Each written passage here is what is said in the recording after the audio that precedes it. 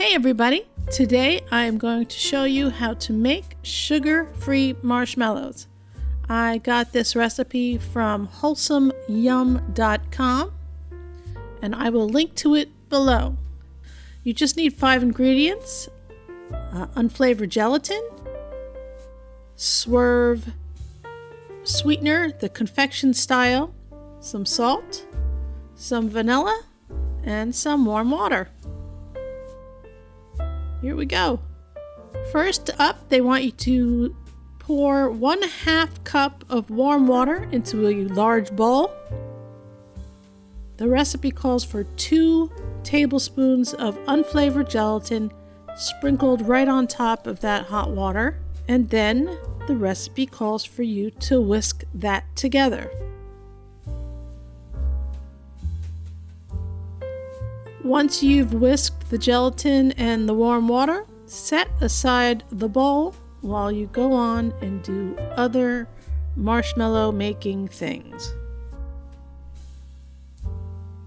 Next up, you want to grab a saucepan, and into the saucepan goes the other 1/2 cup of warm water and 1 3/4 cups of the Swerve powdered sugar style sweetener. I would not recommend not using the confection style. I don't think that these would come out properly if you use the granulated style. Next up, we have a 1/4 teaspoon of salt. And with those 3 ingredients in your saucepan, it's time to put it on the stove. Wholesome Yum says to put it on a low heat and to stir it. It doesn't take long for the sugar to dissolve, but you want it also to be hot for the next step, but definitely not boiling.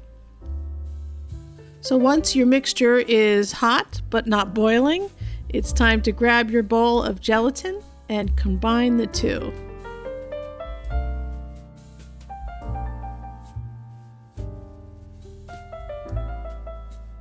After combining the two, I added 2 teaspoons of vanilla. Now, Wholesome Yum says specifically to use a hand mixer. And in my opinion, the hand mixer is the thing with the 2 beaters that you can take in and out of the mixer. I might be wrong. I don't have one of those. I have this. So I thought I will use this, but the hand mixing process, they say you have to do it for 12 to 15 minutes. My hand mixer started getting warm after 3 minutes, and too warm. I thought for sure I was going to break it or it was going to overheat. So I moved everything over to my stand mixer and put that on high and mixed that up for a good while, and everything looks perfect. In the recipe, they said it should get to be like when you beat egg whites. It should get that sort of consistency, and it did. So next up, we're going to pour this mixture into an 8x8 pan lined with parchment paper. I didn't have an 8x8. I think this is a 9x9. I'm not entirely sure. But I lined it with parchment paper and I scraped out every last bit of this marshmallow concoction. Now, once it was in there, I couldn't really get it to be completely smooth on top. I tried to flatten it out with the spatula, as you can see, but I wasn't very successful. And the shape this mixture goes into the refrigerator is the shape it is when it comes back out. But everything looks good. Once you have it all in your pan, you put it in the refrigerator and wait for 8 hours. 8 hours later. Voila, here we are. And then the recipe calls for you to cut it in cubes, which I did.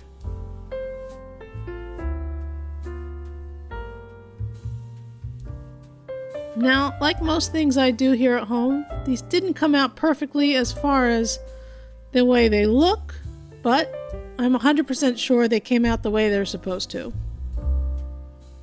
After I cut them up, I turned the pan upside down onto a plate, and they all came out very easily. And here we have it, a plate of sugar-free homemade marshmallows.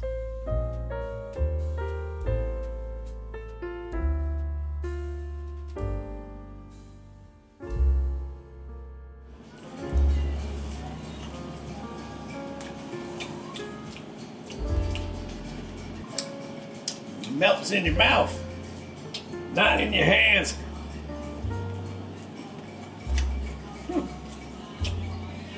Well, that is quite something. I would say that's a marshmallow. Let's have another.